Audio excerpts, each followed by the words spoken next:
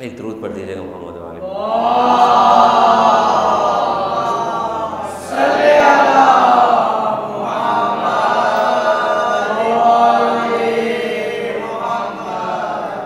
الحمدللہ رب العالمین والصلاة والسلام علی اشرف الانبیاء والمرسلین وخاتم النبیین بالقاسم محمد۔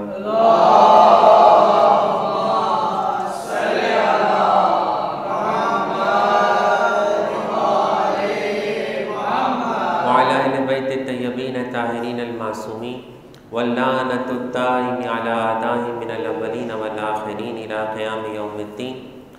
أما بعد، فقال الله سبحانه وتعالى في محكم الكتاب الحكيم والقرآن المجيد وقوله الحق.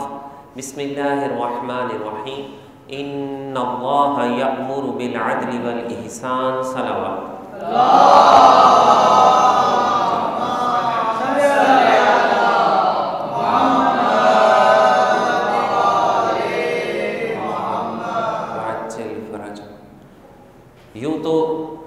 پہلی رمضان سے ہی مجھے اور آپ کو یہ سعادت حاصل ہے کہ ہم ذکر قرآن کے ساتھ ذکر علی میں مشغول ہیں۔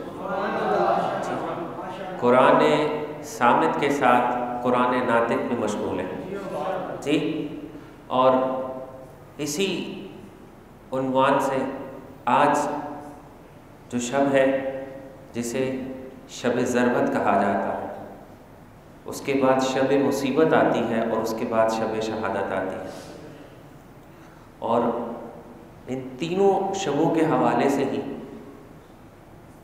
سیرت امیر المومنین پہلے روزے سے اجاگر کرنے کی اپنے حد تک کوشش کی گئی،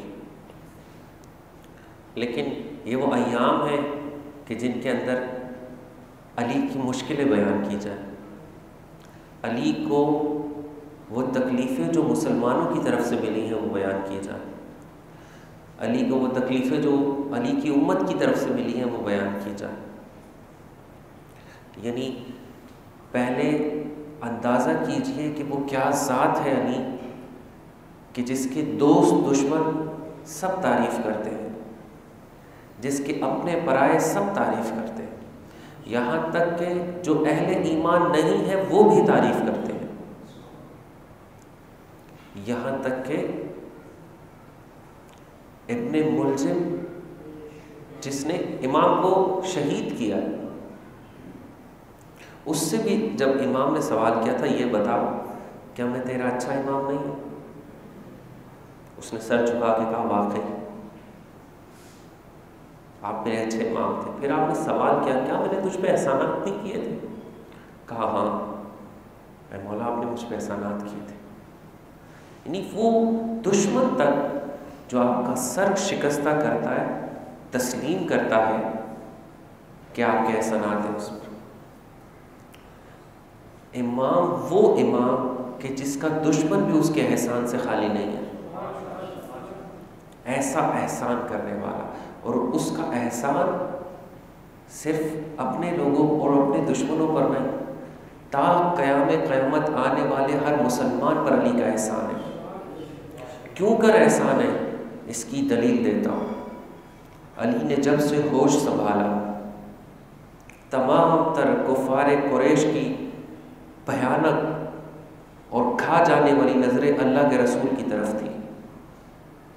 دعوت ذی العشیر میں یہ بچہ ہے 10 سال کا یا 12 سال کا لے لیں، اس نے آواز بلند کر کے کہا کہ رسول اکیلا نہیں ہے،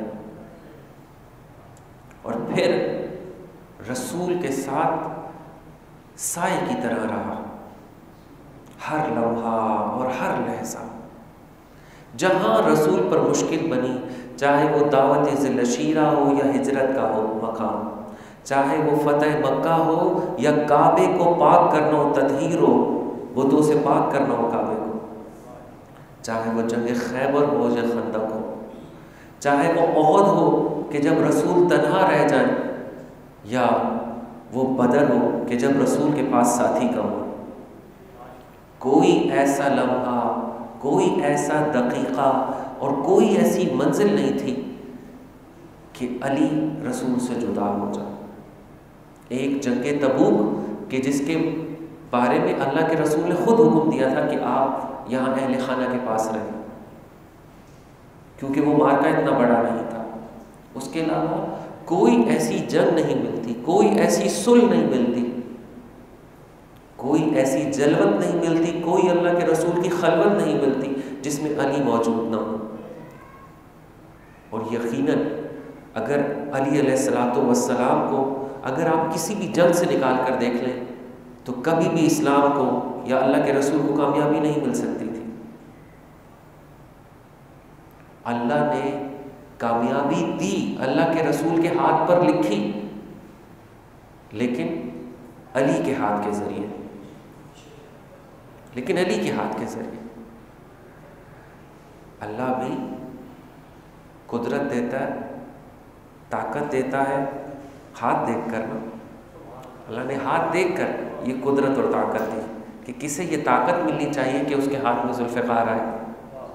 جی اللہ نے بھی یہ دیکھا کہ کون ایسا ہے جو اللہ کے رسول کا ساتھی بن سکے ہر مشکل وقت میں، لہٰذا علی ہی کو قرار دیا۔ اور علی نے بدرجہ عتم 100% ثابت کیا ہر مقام پر کہ مجھ سے بڑا اللہ کے رسول کا ہم نوا ساتھی اور اللہ کے رسول کا دفاع کرنے والا اور کوئی نہیں ہے۔ اور یہی نہیں، مولا علی علیہ السلام اللہ کے رسول کے بعد اسی طریقے سے تنہا رہ گئے۔ اللہ کے رسول کے دفاع میں علی سے دوران خلافت اور خلافت کے بعد کیا دشمنی تھی؟ فقط اور فقط یہ دشمنی تھی کہ علی کی تلوار چلی تھی ان کے آباء و اجداد پر، تو کس کے دفاع میں چلی تھی؟ اللہ کے رسول کے دفاع میں چلی تھی۔ یعنی وہ دشمنی کہاں سے شروع ہوئی ہے؟ علی سے تمام تر رکھنے والی پہلے بات کی اور آج تک کی دشمنی کا باعث اور وجہ اور سبب یہ ہے کہ علی نے رسول خدا کا دفاع کیا۔ کیوں کر علی نے رسول خدا کا دفاع کیا؟ بس یہ دشمنی علی سے، اور ایسا ہو نہیں سکتا تھا جس کا سپر، جس کی ڈھال علی ہو اسے کوئی آنچ آ جائے۔ ایسا ہو سکتا تھا؟ ہرگز نہیں ہو سکتا تھا۔ لیکن وہ ساری مشکلیں اللہ کے رسول کی اس دنیا سے جانے کے بعد علی کو سامنا کرنا پڑا، وہ ساری دشمنیوں کا۔ اور بڑے افسوس کے ساتھ کہنا پڑتا ہے، اور وہ دکھ قیامت تک باقی رہے گا کہ اس دشمنیوں کا سامنا علی کے بچوں کو بھی کرنا پڑا جو علی نے مار کے سر کی۔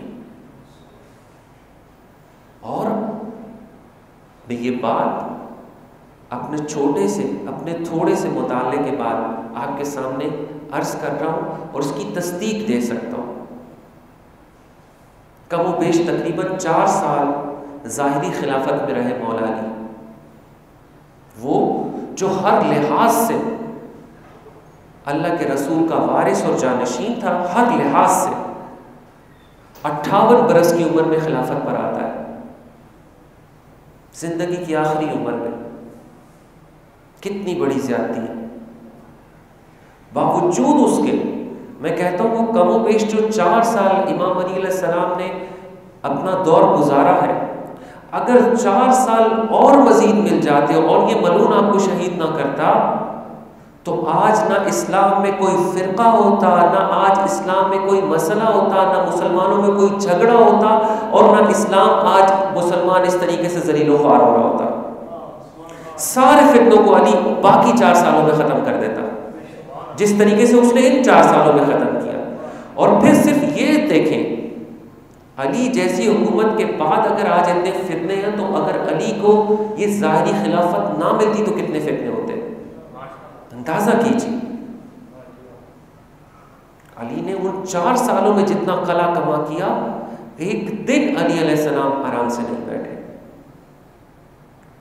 آپ کی خلافت کے مسند پر ابھی آئے تھے کہ اس کے دوسرے دن آپ کے خلاف شور و غوغا اٹھا کہ آپ قصاص لیں، خون عثمان کا قصاص لیں، اور آپ کو مجبور کیا جانے لگا۔ ابھی 9 مہینے نہیں گزرے تھے آپ پہ جنگ جمل مسلط کر دی گئی. آپ کو ان 4 سالوں میں سنبھلنے نہیں دیا. باوجود اس کے آپ نے وہ کام کیے جو میں اس سے پیش کی دروس میں بیان کر بھی چکا ہوں. اس کی ضرورت نہیں محسوس کرتا، لیکن وہ کام کیے کہ جو حقیقی معنوں میں فتنے کی جڑ کو ختم کرنے تھے. جنگ نہروان ہو، جنگ جمل ہو یا جنگ صفین ہو، علی نے ہر صورت، ہر دور اور ہر موقع پر ثابت کیا کہ علی کے مطمع نظر اسلام ہے اور کسی چیز کی، کسی شخص کی کوئی فوقیت نہیں، اللہ کے دین کی فوقیت ہے اور بس. لہذا یہ کوفہ کہ جسے کہا جاتا ہے کہ یہ گڑھ تھا تشیعوں کا، جبکہ تاریخ شاہد ہے کہ دوسرے دور کے اندر، دوسری خلافت کے دور میں یہ کوفہ ایران پہ قبضے کے بعد آباد ہوا. اور سعید بن ابی وقاص 17 ہجری کے اندر یہاں پر 1 لاکھ افراد لے کر جمع ہوئے اور ان کی رہائش اختیار کی. یہ 17 ہجری، اللہ کے رسول کی ہجرت سے 17 سال بعد کی بات ہے. اور اس کے بعد جب امام علیہ السلام کا دور حکومت آیا تو امام نے مدینے میں ہی قائم کی تھی اپنی ریاست، مگر جب جنگ جمل کا وقت آیا تو مدینے سے کوئی کمک نہیں آئی اللہ کے رسول کے، مولا علی علیہ السلام کے لیے، بلکہ آپ کے والی کوفہ آپ کے خلاف تھا ابو موسیٰ. باوجود اس کے 12,000 کا لشکر شمشیر بے نیام لے کر آپ کے ساتھ ہوا، جبکہ جمل کی طرف سے صرف 1,000 کا لشکر تھا. اس کے بعد آپ نے بصرہ پہ قبضہ کر کے حضرت عبداللہ ابن عباس رضی اللہ تعالیٰ عنہ کو وہاں کا والی بنایا، اور بصرہ کو کس انداز سے چھوڑا کہ باہر آتے ہیں اور بصرہ کے باہر آ کے کھڑے ہو کر سرحد پر کہتے ہیں کہ اللہ اس بات کا شاہد ہے، خدا کی قسم یہ بصرہ پانی سے قریب تھا، ابھی بھی ہے، سمندر سے قریب تھا. کہا یہ سمندر سے قریب اور اللہ کی برکتوں سے دور ہے، خدا کا شکر ہے کہ اس نے مجھے اس زمین سے باہر نکال دیا. آپ کے سامنے کوفہ کا ایک نقشہ ہے اور یہ نقشہ ہے بصرہ کا علی کے سامنے. یہ بصرہ کا نقشہ ہے علی کے سامنے اور یہ بصرہ کی حیثیت ہے علی کے سامنے. کا فتنوں کی آماجگاہ ہے یہ بصرہ.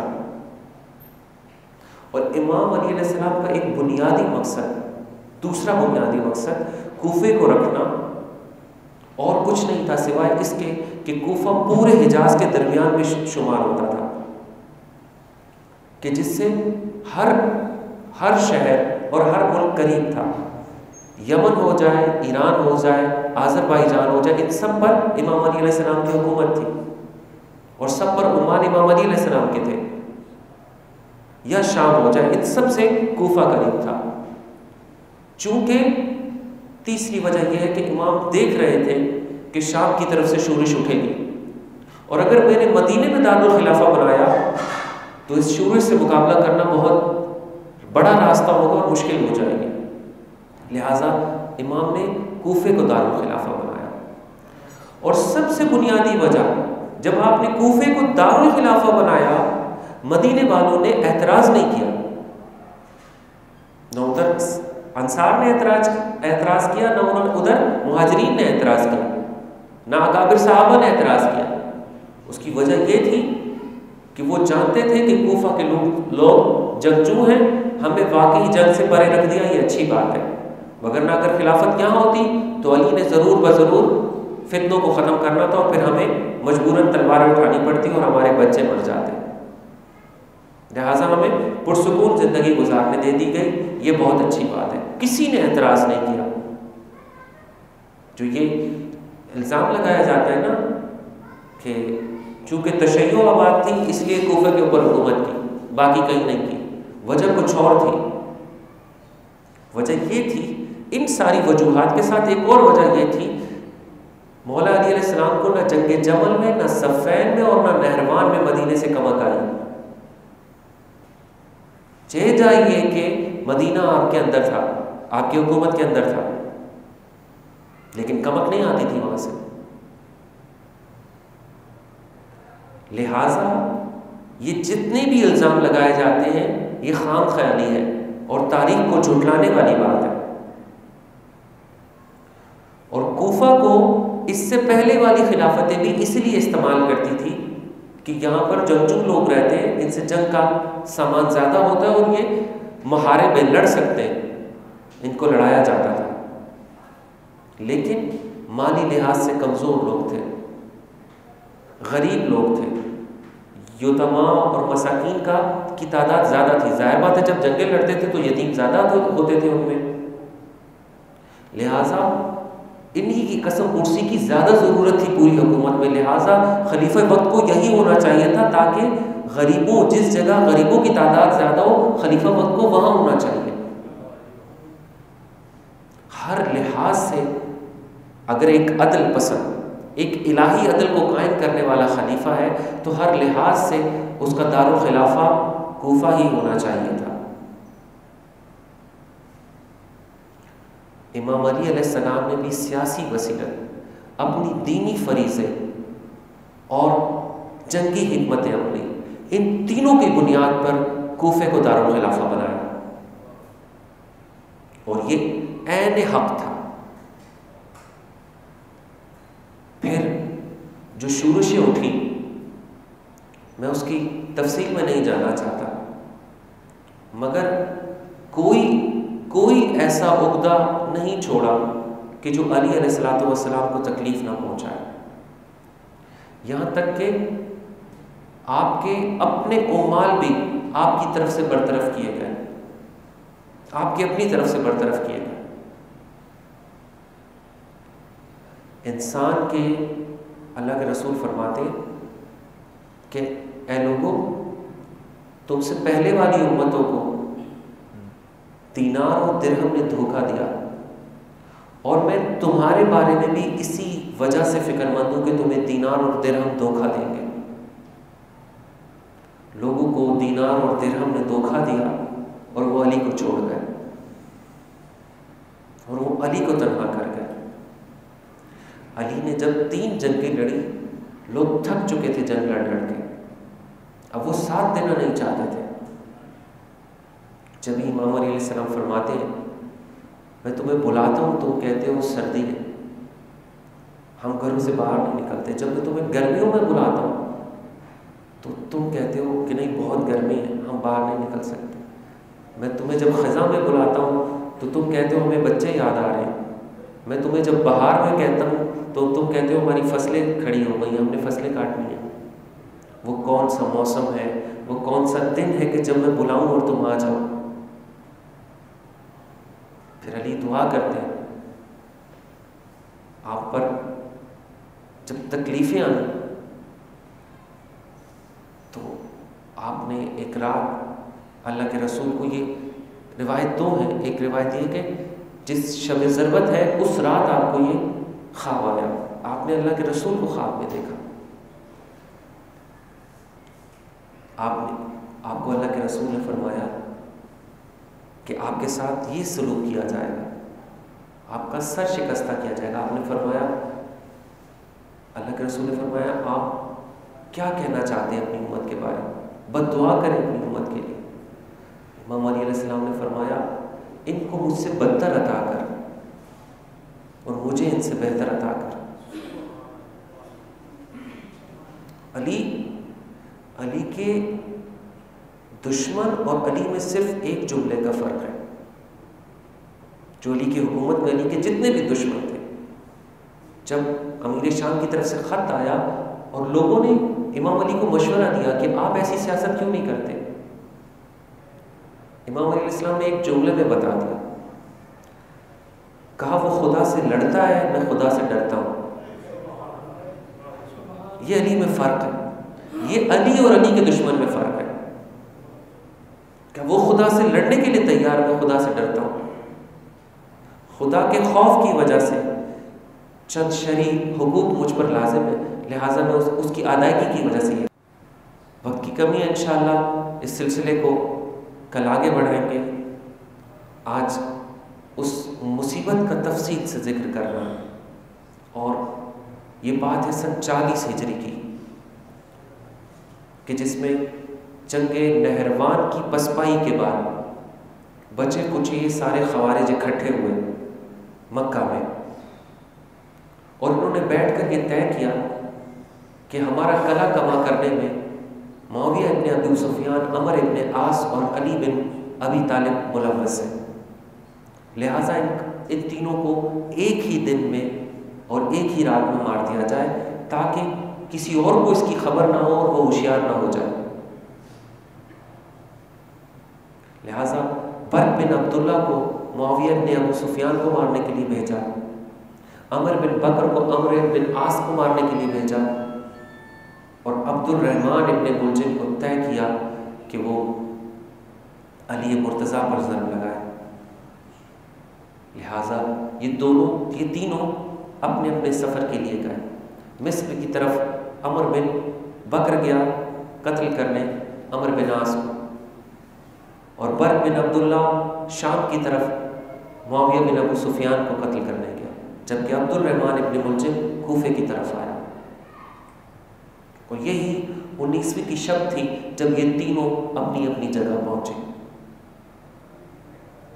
جبکہ ان دونوں کی جانب سے عمر بن بکر نے عمر بن عاص کے خدشے کے اندر اندھیرے میں خارجہ کو قتل کر دیا، اور برق بن عبداللہ نے معاویہ پر ذرا سی ضرب لگائی کہ اتنے میں وہ پکڑا گیا اور اسے ذرا سے زخمی کیا۔ مگر جس رات عبد الرحمن ابن ملجم بنی کنا کے محلے میں آیا اور خارجیوں کے محلے میں رہ کر ایک خارجی کے گھر میں رہنے لگا، وہاں اس کی ملاقات کتامہ سے ہوئی کہ جس کے بھائی اور جس کے باپ کو جنگ نہروان میں مولا علی علیہ السلام نے شہید کر دیا تھا۔ اس کا بدلہ اور انتقام لینے کے لیے اس نے خواستگاری ظاہر کی اور اس نے کہا کہ میں 1000 درہم، ایک غلام، ایک کنیز اور علی کا قتل چاہتی ہوں مکہ مہر میں۔ اس نے اس پر بھی یہ ظاہر نہیں کیا لیکن تسلیم کر لیا، کہا اگر تو تسلیم کرتا ہے تو میں، کہا یہ مشکل کام ہے، اگر تو تسلیم کرتا ہے تو میں تجھے مدد بھی فراہم کروں گی۔ وردان بن مجاہد، ابہیرہ اور اشعث بن قیس کو اس نے عبد الرحمن ابن ملجم کی مدد کے لیے دیا، اور یہ طے پایا کہ جب علی تنہا ہوں گے اور کوئی علی کے پاس نہ ہوگا تب علی پر وار کیا جائے۔ عبد الرحمن ابن ملجم بیان کرتا ہے کہ میں نے چند درہم دے کے اپنی تلوار کو جو نقص تھا اسے دور کروایا، پھر کچھ اور درہم دے کر اسے صقل کروایا، اور اس کے بعد اس پر ایسے زہر کی پان لگائی کہ اگر پورے کوفہ کے اندر بھی ہر شخص کو اس سے قتل کیا جاتا تو اس زہر سے کوئی نہ بچ پاتا، شاید کہ وہ تلوار کے زخم سے بچ جاتا۔ جبھی علماء کے درمیان آج تک یہ بحث موجود ہے کہ علی سب سے مظلوم امام ہے یا امام حسین۔ ہر امام یا تلوار سے شہید ہوا ہے یا زہر سے شہید ہوا۔ علی وہ ہے جو تلوار سے بھی شہید ہوا ہے اور زہر سے بھی شہید ہوا۔ ہر امام کچھ گھنٹوں کے اندر شہید ہوا ہے، علی نے تکلیف کے 3 دن گزارے ہیں قیامت کے۔ بس عزادارو، یہی وہ رمضان تھا جب مولا علی علیہ السلام نے عجیب طریقہ اپنایا، اور بعید نہیں کہ اللہ کے رسول نے بشارت دی، اس ولی خدا کو کسی بشارت سے پہلے اس کی آنکھوں کے سامنے برزخ، ملائکہ اور عالم علیین کے سب درجے آنکھوں کے سامنے کھلے ہیں، اس کو کوئی کیا بشارت دلائے گا؟ بس عزادارو، یہ وہ رمضان تھا۔ علی ہر دن کبھی عبداللہ ابن جعفر کے پاس جا کر افطار کرتے، کبھی ام کلثوم کے پاس افطار کرتے، کبھی زینب کبریٰ کے پاس افطار کرتے، کبھی امام حسن و حسین کے پاس افطار کرتے، اپنے بچوں کے پاس جا کر افطار کرتے۔ شاید کہ بچوں سے جدائی علی اپنی زبان سے نہیں بتا سکتے، لہٰذا ہر افطار کر کے جی بھر کے دیکھنا چاہتے ہیں اپنے بچوں کو. تو لہٰذا آپ تصور کیجئے اپنی پیاری بیٹی ام کلثوم سے کتنی محبت ہوگی کہ آخری رات یہاں پر موجود ہے. آپ اندازہ کیجئے کتنی بھاتی ہے یہ بیٹی علی کو. ام کلثوم کے گھر آئے. روایت کہتی ہے ام کلثوم کا بیان ہے، میں نے رکھا آپ کے لیے کھانا رکھا، 2 روٹیاں، نمک اور دودھ.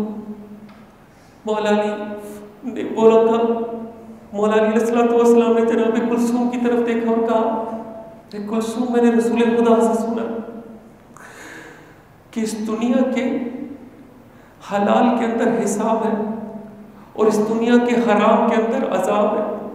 کہ تو چاہتی ہے تیرا باپ کچھ دیر تک کھڑا رہے حساب دینے کے لیے، بس ایک غذا اٹھا لے، میں رسول کی سنت پر ایک غذا سے تناول کروں گا. اگر باپ محبت کرتا ہے تو بیٹی کے بھی دل میں محبت ہے. کہا میرے بابا نے روزہ رکھنا ہے، میں کوشش کروں کہ زیادہ سے زیادہ کھا لے. نمک کو اٹھانا چاہا، علی علیہ السلام نے منع فرما دیا. دودھ کو اٹھانا چاہا، منع فرما دیا. کہا نمک سے افطار کروں گا. علی نے نمک سے افطار کیا. لیکن میں دست بستہ گزارش کروں گا اور آپ کے دلوں سے پوچھوں گا، اس دودھ کی شاید اس لیے امام علی نے انکار کیا کہ وہ وقت آنے والا ہے جب ضرورت لگے گی علی کو اور طبیب کہے گا کہ علی کو دودھ کی ضرورت ہے، اور پھر مدینے اور مکے اور کوفے تک جب یہ بات جائے گی تو کوفہ کے یتیم بچے اپنے کوزوں میں دودھ لیے علی کے پاس آئیں گے. بس زداروں روایت کہتی ہے علی اٹھتے تھے، صحن کی طرف جاتے تھے، آسمان کی جانب نظر کر کے کہتے تھے انا للہ و انا الیہ راجعون. کبھی کہتے تھے یہی وہ رات ہے، خدا کی قسم یہی وہ رات ہے جس کا وعدہ کیا گیا. ام کلثوم کا بیان ہے جیسے ہی میں نے یہ الفاظ سنے میں دوڑتی ہوئی صحن میں آئی. میں نے کہا بابا آپ یہ کیا کہہ رہے ہیں کہ یہی وہ رات ہے؟ کہا بیٹا مجھے بشارت دی ہے اللہ کے رسول نے، یہی اللہ سے ملاقات کی رات ہے. ام کلثوم نے گریہ شروع کیا. کہا بابا ایسے نہ کریں، آپ جودہ بن حبیرہ کو بھیج دیں کہ وہ نماز پڑھائے، آپ نماز آج نہیں پڑھانے چاہیں گے. کہا نہیں بیٹی، جو تقدیر میں لکھ دیا گیا ہے وہ آج ہو کر رہنا ہے اور ملاقات قریب ہے. بار بار صحن میں نکلتے، روایت کہتی ہے کبھی سورہ یاسین پڑھتے، کبھی انا للہ و انا الیہ راجعون پڑھتے، اور کبھی آ کر کہتے اللہم بارک لی فی الموت، اے اللہ میری موت کے اندر برکت عطا فرما. یہ سننا تھا کہ امام حسن و ام کلثوم دونوں گریہ کرنے لگے. بس عزادارو روایت کہتی ہے علی اب چلے، صحن سے دروازے کی طرف جانا چاہتے ہیں.